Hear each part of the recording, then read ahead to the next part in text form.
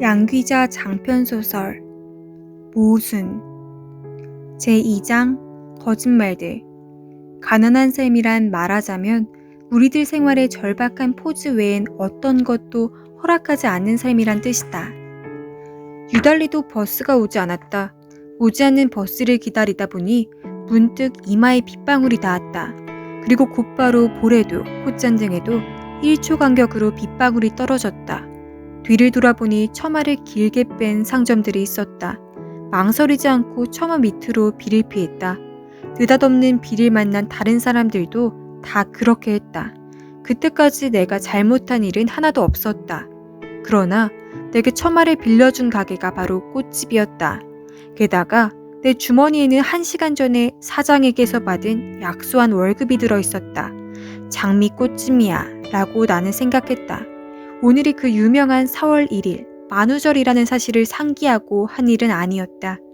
월급을 받은 날 장미꽃 1다발쯤 산다고 해서 세상에 잘못될 일은 하나도 없었다. 그래서 나는 꽃을 샀다. 하필이면 그 유명한 4월 1일 만우절 오후 7시 15분에. 그 다음에도 내 잘못은 없었다. 역촌동 집으로 가는 버스는 언제 올지 알 수가 없었고 빗줄기는 점점 기세를 더해가는데 손님 없는 택시 한 대가 얄궂게도 내 앞에서 멎더니 택시기사가 내려 가게에서 총총 담배 한 값을 타고 다시 차에 올랐다. 볼일을 마친 택시가 바로 떠나주었더라도 아무 일이 없었을 것을 기사는 아주 느린 동작으로 담배값에 금색 띠를 풀어내고 역시 아주 느린 동작으로 담배값에 오른쪽 은박지를 정사각형으로 찢어내어 담배 한 개비를 꺼냈다. 그러고도 라이터를 찾는데 1분, 불을 붙이고 창문을 여는데 1분. 나는 기어이 그 택시의 뒷문을 열고 올라타 버렸다. 내 주머니에는 아직도 약소한 월급이 아주 많이 남아있었다. 청담동. 그랬다. 나는 역촌동이라고 말하지 않고 청담동이라고 말했다. 아무도 이유를 묻지 않았지만 나는 스스로에게 그 까닭을 말하지 않고는 못 견디는 사람이었으므로 이렇게 자신에게 해명했다. 강북의 역촌동까지 택시로 가는 일은 낭비였고 기본 요금으로 해결할 수 있는 청담동을 가는 것은 순리에 맞는 일이었다고. 우중에 빨간 장미꽃다발을 들고 헤매는 것은 장미꽃에 대한 예의가 아니라고. 4월 1일 만우절 저녁에 내가 취한 행동은 이제까지 자세히 설명한 것처럼 모든 일이 다 우연이었다. 나는 가만히 있었는데 우연히 자꾸 나를 그렇게 몰아갔다. 버스가 그랬고 비가 그랬고 장미꽃이 그랬으며 마지막에는 택시기사가 그 우연을 완성시켰다. 자로 잰 듯이 빈틈없는 우연. 거짓말이 아니다. 만우절이긴 했지만 아니 만우절이니까 더욱. 아이고 그런 거짓말이 어딨어요. 50여 년 전 오늘 나의 외할아버지가 산부인과 의사에게 던진 그 말씀은 야단스럽게 손사래까지 쳐가면서 거의 외치듯이 던진 그 말씀은 아주 오랫동안 집안 사람들에게 우스갯소리로 전해졌다. 외할아버지는 그것으로도 모자라 거기다 한 말씀 더 보탰다. 만우절이라고 의사들까지 거짓말하면 됩니까? 딸 쌍둥이가 나왔다는 의사의 점잖은 전가를 대뜸 거짓말로 몰아붙인 외할아버지는 한꺼번에 둘씩이나 생긴 딸 자식을 실물로 보고도 한참 동안 믿기지 않는다는 표정이었다. 외할아버지는 하필 그날이 만우절이라는 사실을 못내 석연찮아 했었다. 그럴만도 했었다. 외할머니는 결혼 후 5년 동안이나 아이를 못 낳고 있다가 겨우 임신을 했는데 10달 내내 아주 빈약한 배를 내밀고 다녀서 외할아버지로 하여금 진정 임신인가 하는 의심까지 하게 만들었다는 것이었다. 그런 뱃속에 딸 자식이 하나도 아니고 둘씩이나 들어앉아 있었다니. 만우절 날의 싱거운 장난도 아니라면 그러면 이것은 횡재인가 횡액인가. 그리고 25년 뒤의 4월 1일 딸 쌍둥이를 한날 한시에 혼인시키는 결혼식장에서 외할아버지는 이렇게 말씀하셨다고 했다. 한꺼번에 주신 자식이니까 보낼 때도 한꺼번에 보내야죠. 거짓말처럼 오늘 깨끗하게 치워버리기로 했습니다. 이로써 외할아버지는 쌍둥이 딸들 일생의 가장 중요한 두 기념일을 4월 1일 하나의 날로 묶어버리는 아주 특별한 일을 해치우신 분으로 후손에 영원히 기억되게 되었다. 그리고 오늘 또 하나의 4월 1일 나는 엉뚱하게도 청담동 이모집 대문 앞에 서 있다. 주홍빛 외등이 화사하게 대문 앞을 밝혀주고 있는 여기. 나는 잠시 망설인다. 평소에 나는 이런 식으로 아무 이유나 붙여서 이모집을 스스럼없이 드나드는 만만한 조카가 아니었다. 나를 좋아하는 이모가 몇 번씩 전화를 하면 마지 못한 듯이 달려오긴 했지만 이처럼 엉뚱하게는 결코 아니었다. 게다가 오늘 같은 날은 더욱 여기에 올 일이 아니었다. 오늘은 이모에게 아주 특별한 날이었다. 생일과 결혼 기념일이 겹친 날. 이모에게 특별한 날이라면 나의 어머니에게도 똑같이 특별한 날일 수밖에 없었다. 그것이 두 사람의 겹친 운명이었으니까. 그런데 나는 집에 있지 않고 여기에 있는 것이었다. 할 수 없는 일이었다. 어차피 여기에 와 있고 더더욱이 장미꽃을 들고 어머니에게 간다는 것은 말이 안 되는 일이었다. 우리 집에선 그랬다. 그런 일은 있어서도 안 되고 있을 수도 없는 일이었다. 장미꽃을 주고받는 식의 삶의 화려한 포즈는 우리에게 익숙한 것이 아니었다. 가난한 삶이란 말하자면 우리들 생활의 절박한 포즈 외엔 어떤 것도 허락하지 않는 삶이란 뜻이었다. 이모는 집에 있었다. 그러나 완벽한 외출 채비가 5분 뒤 이모가 대문 밖으로 나갈 것이라는 사실을 확실하게 밝혀주고 있었다. 세상에, 너한테 오늘 같은 날 이처럼 아름다운 꽃다발을 봤다니. 이 꽃 먼지가 되어 쓰러질 때까지 나 영원히 간직할 거야. 정말이다. 두고 봐라. 이모는 그런 사람이었다. 무엇이든 확실하게 표현해서 나처럼 모호한 잡념에 휘말려 있는 인간의 머리조차 불현듯 선명하게 헹구어주는 이모. 이모가 영원 혹은 간직이라는 단어를 스스럼없이 사용하는 쪽이라면 엄마는 이익 혹은 계산이라는 말을 하루에도 수십 번씩 거침없이 해대는 쪽이었다. 그렇지만 이익이 많아 계산할 것이 평생 넘치는 쪽은 단연 이모였다. 그런 이모가 꽃다발을 벽난로 위에 얹어둔 다음 급히 내 손을 끌었다.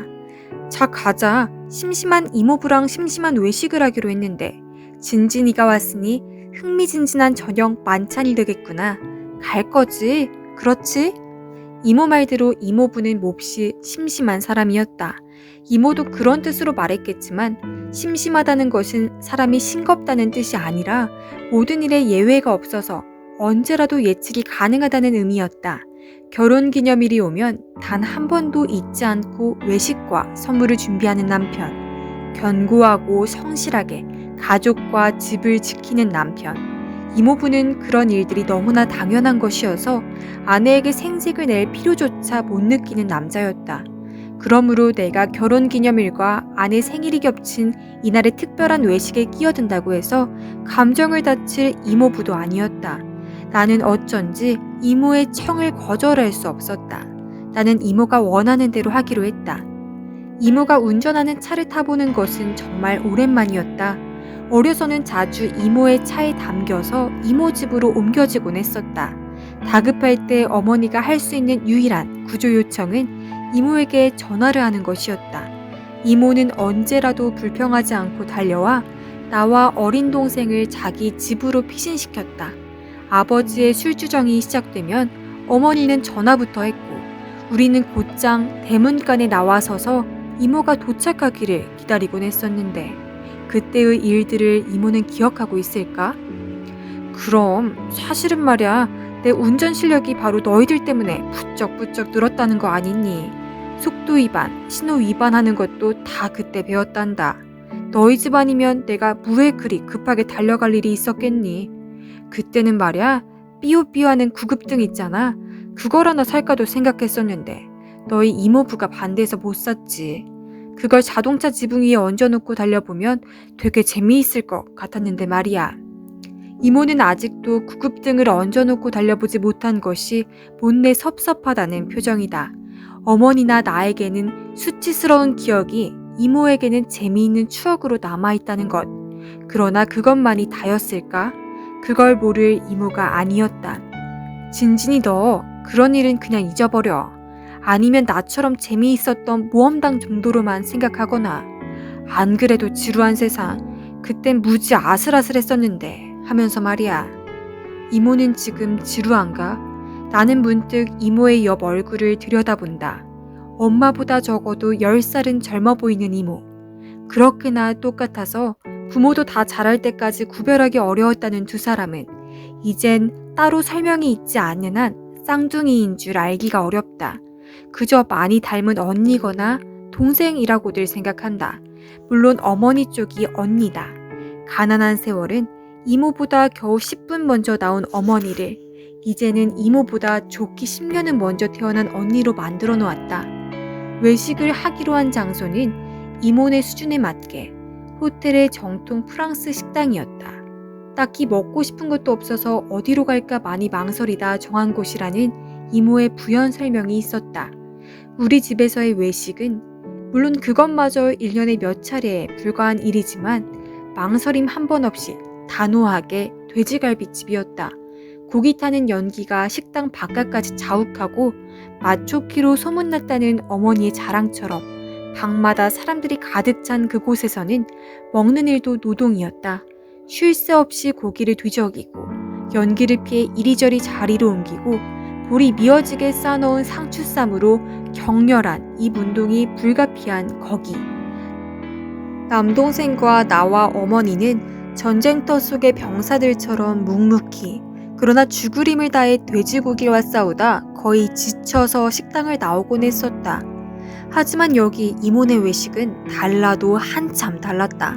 예약석으로 자리를 안내하는 웨이터의 몸에서는 달짝지근한 향수 냄새가 풍겼고 어딘가에서 직접 연주하는 듯한 잔잔한 피아노 음은 우아한 선남선녀들이 앉은 테이블 사이를 나지막하게 흘러다니고 있었다. 티끌 하나 묻지 않은 식탁보랄지 꽃처럼 접혀진 냅킨 같은 세련된 테이블 세팅에 대해서는 더 이상 말하고 싶지 않다. 약속 시간에 정확히 도착한 이모부가 익숙하게 주문하고 마침 맞게 하나씩 나오던 그림 같은 요리에 대해서도 더 이상 말하지 않을 참이다. 그런 것들에 대해서 주눅들어 하던 나이는 이미 지났다. 내 주머니 속에 아직도 많이 남아있는 약소한 월급으로도 얼마든지 이 식탁을 책임질 수 있으니까. 다만 그렇게 하지 않을 뿐이니까. 대신 이모부에 대해서는 아니 이모와 이모부가 빚어내는 풍경에 대해서는 할 말이 좀 있었다. 이모부는 약속 시간에 맞춰 정확히 나타났다. 술은 와인 한두 잔 정도, 담배는 건강에 해로운 것이므로 당연히 피지 않고 아침마다 운동 1시간은 중년 남성에게는 필수니까 어지간해서는 빠뜨리지 않고 실시. 매사가 이토록이나 반듯한 이모부는 역시 이모부답게 결혼 기념일과 생일 선물로 작은 보석 상자 하나를 마련해왔다. 이런 색깔을 내는 흑진주는 세계적으로 귀하대요. 세트로 하려다가 내년을 위해서 반지만 샀어요. 마음에 들면 좋겠네. 이모부의 다정다감한 말씀. 고마워요. 물론 마음에 들죠. 당신이 고른 건데. 거의 연극대사처럼 술술 흘러나오는 이모의 답변. 애들 없이 맞는 결혼기념일이 벌써 몇 년째지? 아내의 와인잔에 살짝 자기 잔을 부딪히며 묻는 이모부. 유학 보낸 주리와 주역 이야기다. 거의 10년이 되어가죠. 그 대신 오늘은 우리 진진이가 참석했잖아요. 아까부터 이모부보다 나에게 더 신경을 쓰고 있는 이모가 대화 속에 나를 끌어넣는다. 그렇군. 회사는 잘 다니고 있지? 간신히 나에게 관심을 돌리는 이모부. 네, 덕분에 좋은 직장을 구했다고 엄마가 늘 고마워하세요. 자기 마누라하고 자기 자식밖에 모르는 사람이 웬일이냐고. 이모부가 구해준 내 취직 자리에 대해서 시큰둥해하던 어머니를 왜곡시키고 있는 나. 이 와인 당신을 위해서 아까 예약할 때 특별히 주문해둔 거야. 한 잔 더 하지 그래. 다시 관심을 이모에게로 돌려버리는 이모부. 진진이가 장미꽃을 들고 왔어요. 얘가 그래도 속이 깊어요. 자식들 멀리 떨구어 놓고 지 이모 외롭겠다 생각한 거지요. 화제가 내게서 벗어난 것을 만회해보려는 이모의 안간힘. 고맙군. 의례적인 인사를 가장 의례적으로 할 줄 아는 이모부의 저 전통적인 매너. 그때 나는 이모가 와인잔 속에 입술을 숨기며 나지막하게 한숨을 쉬는 것을 발견했다. 아직도 요리는 전반부. 이모의 말대로 나는 정말 심심해진다. 이모도 심심하다는 얼굴이다. 심심하지 않은 사람은 심심한 이모부뿐이다. 이모부는 꽤 유명한 건축사 사무소를 열고 있는 건축가다. 주로 업무용 빌딩들을 설계하고 있는데 경제적이고 실내적인 공간을 추구하고 형상화시키는데 탁월한 솜씨를 발휘해서 설계 주문이 끊이지 않는다고 했다. 일감이 밀린다 해도 이모부가 가족을 등한시하면서까지 일을 해야 할 이유는 없었다. 이모 말에 의하면 이모부는 고객과 상담하고 설계의 윤곽만 잡아주면 나머지는 10명이나 되는 직원들이 다 알아서 한다고 했다. 말끔한 양복 차림으로 출근해서 오후가 되면 정확한 시각에 퇴근하는 하얀 얼굴의 이모부를 생각하면 명함에 찍힌 건축가라는 호칭은 아무래도 낯설었다. 이모부한테서 나는 한 번도 먼지와 고함과 철근과 콘크리트의 흔적을 찾지 못했다. 그래도 이모부는 틀림없는 건축가다. 다소 심심한. 나는 지루하게 계속되는 식사 도중 틈틈이 주변의 테이블들을 돌아보았다. 그 많은 테이블마다 어쩌면 그리도 한결같이 평화만이 존재하는지 의견이 엇갈려 주고 있던 술잔을 하다못해 무릎 위에 냅킨이라도 집어던지며 목소리를 높이는 손님은 한 사람도 없다. 나지막한 피아노음, 나지막한 대화, 나지막한 음성으로 손님을 응대하는 웨이터들. 나는 잠시 잘 관리되고 있는 대형 수족관 속에 들어앉아 있는 기분에 씹고 있는 고기 맛을 잃을 정도였다. 돼지갈비집의 그 어수선한 분위기. 반드시 한 패의 손님 정도는 술병을 내던지고 접시를 뒤집어 쓰는 싸움판을 연출하던 거기. 고기를 더 시키려면 있는 대로 고함을 질러야 함이 너무도 당연하던 거기에서는 비록 전쟁터 같긴 했어도 지루하지는 않았다. 하긴 포탄이 터지고 총알이 슉슉 나는 전쟁터에서는 누구라도 결코 지루할 수 없는 법이다. 여기 아이스크림은 정말 맛있어. 당신도 그렇다고 생각하지요? 이모부는 후식으로 나온 아이스크림을 정말 맛있게 먹는다. 동네 구멍가게의 아이스크림에 익숙해 있는 내 입맛에는 썩 내키지 않는 맛이었지만 이모부가 동의를 구한 쪽은 이모였기에 나는 가만히 있는다. 그래요, 아주 맛있어요. 이모는 언제라도 이모부의 질문에 기다렸다는 듯이 즉각 대답을 해준다. 그것도 이모부가 원하는 정답만을. 아이스크림 하나 더 부탁할까요? 이모의 제안에 이모부 역시도 얼른 정답을 말한다. 됐어요. 하나 이상은 건강에 좋지 않아. 이모부의 대답에 이모의 표정이 잠깐 흔들린다. 이모는 이런 식의 정답을 좋아하지 않는다. 나는 그것을 알고 있다. 아이스크림이 담긴 접시에 스푼을 내려놓으며 이모는 또 한숨을 삼키는 것처럼 보였다. 문득 초등학교 5학년 때의 일이 생각났다. 문제아로 취급받기 시작한 것은 중학생이 되고부터였지 초등학교 시절에 나는 그럭저럭 모범생 흉내는 낼 정도였다. 5학년이던 그해 5월의 스승의 날을 앞두고 나는 고민에 빠졌다. 선생님께서 스승의 날 행사 중에 하나인 학부모 일일교사 수업을 나의 어머니에게 부탁한 것이었다. 가정환경조사서에 어머니의 직업을 사업이라고 쓴 것이 화근이었다. 사업이라니. 당시 어머니는 시장바닥에서 싸구려 양말을 팔고 있었다. 일일 교사를 맡을 학부모는 한 학급에 2명씩이었다. 내 어머니 말고 또 한 사람의 일일 교사를 맡을 친구의 아버지는 인류대학의 유명한 교수였다. 이건 아무리 생각해도 말이 안 되는 일이었다. 교무실에 쫓아가 몇 가지 궁색한 이유를 대보았지만 선생님은 마땅한 학부모가 없다고 자신이 직접 어머니에게 전화를 해보겠다고 하는 것이었다. 어머니에게 선생님이 전화를? 어린 나는 화들짝 놀라며 급히 외쳤다. 아니에요. 걱정 마세요. 꼭 오시라고 할게요. 꼭요. 그해 5월의 스승의 날 5학년 3반 학부모 특별수업을 맡은 일일 교사 중에 한 사람은 나 안진진의 어머니였다. 날렵한 비둘기색 투피스, 세련된 화장과 머리 스타일, 환한 웃음을 머금고 교실에 나타난 어머니를 보고 아이들은 일제히 소리를 질렀다. 와, 그 고함은 어여쁜 처녀 교생 선생님이나 나타나야 발생하는 일종의 탄성이었다. 그만큼 나, 안진진의 어머니는 히트였다. 아직도 그 애들은 모르는 일이지만 고백하자면 그해 5월 히트한 엄마는 어머니가 아니고 이모였다. 어린 나는 머리를 쥐어짜다 쌍둥이 이모를 떠올렸고 이모는 하루 동안 안진진의 엄마 노릇을 하는 일에 대해 무지무지하게 재밌어했다. 그날 이모가 학교에서 안진진의 어머니로 일일 교사를 하고 있는 동안에도 어머니는 아무것도 모른 채 시장에서 양말을 팔고 있었다.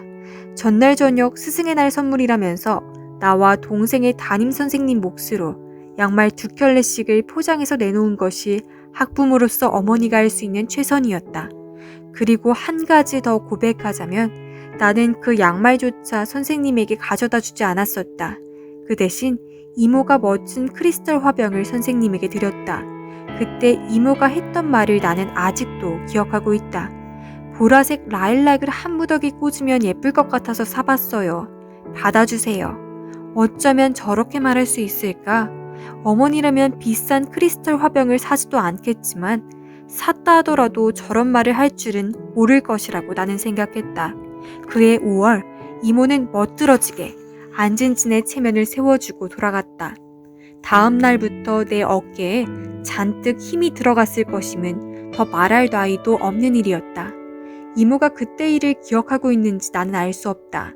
그 후 우리는 그 일에 관해서 한 번도 이야기를 나누어 본 적이 없었다. 나는 이모가 그 해의 일을 하루속히 잊어버릴 수 있도록 그 뒤 가급적 이모와의 만남을 피하곤 했었다. 그것에 대해 어머니가 알게 될까봐 나는 두려웠다. 어머니가 받을 상처를 염려했다기보다 내가 한 일에 대해 변명할 수 있는 말을 찾아내지 못해서였다. 잘못했다고, 내가 정말 나빴다고 흑흑 흐느껴 울면서 엄마가 내 엄마인 것이 부끄러웠다고 비수 같은 진실을 토로하는 어리석음은 결코 범하고 싶지 않았다. 내가 그해 5월의 일을 생각하고 있는 사이에 이모부는 디저트로 나온 아이스크림 접시를 말끔하게 비우고 냅킨으로 입술을 닦고 있었다. 이모는 여전히 고개를 숙인 채 이미 녹아가는 아이스크림을 장난처럼 먹고 있었다. 누가 그랬다. 결혼은 디저트보다 수프 쪽이 더 맛있는 정찬이라고. 나는 27년 전에 결혼을 기념하는 부부 옆에서 실없이 그런 생각이나 하고 있었다. 바로 그때 나는 입구의 계산대 옆에 서 있는 한 남자를 보았다. 선남 선녀들만 모였다고 생각했는데 헐렁한 스웨터 차림에 흐트러진 긴 머리에 모양이야 세련되었어도 구김살만은 숨길 수 없는 면바지를 입은 남자도 이런 곳에서 밥을 먹었어 까지 머릿속 사념이 흘러가다 나는 그만 앗 소리를 내뱉을 만큼 깜짝 놀라고 말았다. 앞머리를 쓸어넘기며 무심코 이쪽으로 돌린 그 얼굴, 세상에 틀림없는 김장우였다. 그리고 나와 동시에 그도 내가 바로 안진진이라는 사실을 확인한 모양이었다. 눈을 한번 크게 뜨더니 활짝 웃으며 언제나의 버릇처럼 오른손을 번쩍 치켜드는 김장우. 내가 갈까? 아니면 네가 잠시 올래? 하는 신호로 치켜든 오른손을 가슴팍에 대었다 떼는 김장우. 시간이 없었다. 당장이라도 성큼성큼 그가 이 자리로 올 수도 있었다. 잠깐만요. 나는 냅킨이 바닥에 떨어진 줄도 모르고 급히 그에게로 갔다. 웬일이세요? 웬일이야? 우리는 거의 동시에 서로가 서로에게 물었다. 왜 그랬을까? 왜 화려한 호텔의 프랑스 식당에서 만난 것을 두고 그리도 절박하게 웬일이에요? 라고 물었어야 했을까? 그러게 말야, 긴급 투입된 임시 가이드라고나 할까? 장호형 호출 받고 나 이제 막 왔어. 자기 대신 용산 어디에 저 손님 좀 데려다 주라고. 엊그제 파리에서 20년 만에 귀국했대. 김장우는 저만큼 앞에서 기다리고 서 있는 중년의 신사를 눈짓으로 가리켜 보였다. 회색 바바리 코트가 이방인다웠다. 조그만 여행사를 꾸려가고 있는 형을 위해 김장우는 이런 식으로 가끔씩 급한 일손을 거들어주고 있었다. 그렇다면 이제는 나를 설명해야 할 차례였다. 그가 물었다. 저기 저분 어머니 맞지? 나는 안진진 엄마예요 하고 아주 써있는 걸 뭐. 아니 이모예요 라고 말하고 있는 줄 알았더니 맹세코 내 입술이 그렇게 말하고 있는 줄 알았는데 소리가 되어 나온 내 대답은 다음과 같은 것이었다. 그것도 전혀 거침없이 아주 자연스럽게. 우리 어머니하고 이모부에게 식사 대접할 일이 있어서요. 참, 얼른 가봐요. 손님이 기다리고 있어요. 그래, 인사는 나중에 정식으로 하기로 하고. 전화할게. 안녕. 그는 멀리 있는 이모를 의미심장한 눈길로 한 번 더 바라보다 회색 바바리에게로 떠났다. 영문을 모르는 이모는 허리를 꼿꼿이 세우고 우리 쪽을 뚫어지게 바라보고 있었다. 이모가 뚫어지게 바라보고 있었던 스웨터 차림의 남자는, 그는 내가 결혼을 생각하고 있는 2명의 남자 중 한 사람이었다. 그리고 나는 초등학교 5학년 때와 똑같은 거짓말을 어쩌면 결혼할지도 모를 남자에게 느닷없이 자신도 모르는 사이에 던져버리고 말았다. 그 유명한 4월 1일 만우절 밤 9시 20분에 이 거짓말.